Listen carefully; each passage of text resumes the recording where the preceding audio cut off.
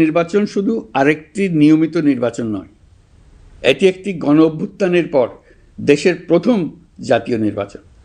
দীর্ঘ সময় ধরে জমে থাকা ক্ষোভ, বৈষম্য, বঞ্চনা ও অবিচারের বিরুদ্ধে জনগণের যে জাগরণ আমরা দেখেছি, এই নির্বাচন তার সাংবিধানিক প্রকাশ।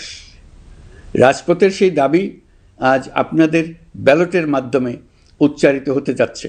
তাই এই নির্বাচন বাংলাদেশের গণতান্ত্রিক যাত্রায় একটি ঐতিহাসিক মাইলফলক।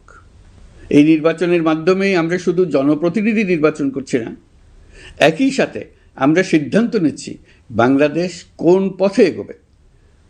আমরা কি একটা বৈষম্যহীন, ন্যায়ভিত্তিক ও জবাবদিহিমূলক রাষ্ট্র গড়তে পারব, নাকি আবারও পুরনো ক্ষমতাকেন্দ্রিক ও অনিয়ন্ত্রিত বৃত্তে ফিরে যাব?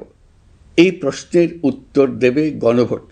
আমি সকল প্রতিদ্বন্দ্বী প্রার্থীর প্রতি আন্তরিক আহ্বান জানাই, নির্বাচনের ফলাফল যাই হোক না কেন, ব্যক্তিগত বা দলীয় স্বার্থের ঊর্ধ্বে উঠে জাতির বৃহত্তর স্বার্থকে প্রাধান্য দিন।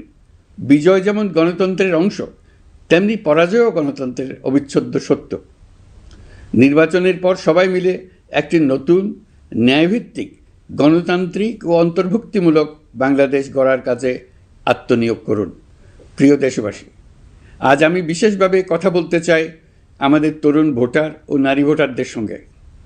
আপনারাই সেই প্রজন্ম যারা গত 17 বছর ধরে ভোটাধিকার থাকা সত্ত্বেও ভোট দিতে পারেননি। আপনারা বড় হয়েছেন এমন এক বাস্তবতায় যেখানে ভোটের মুখোশ ছিল কিন্তু ভোট ছিল না, ব্যালট ছিল কিন্তু ভোটার ছিল না।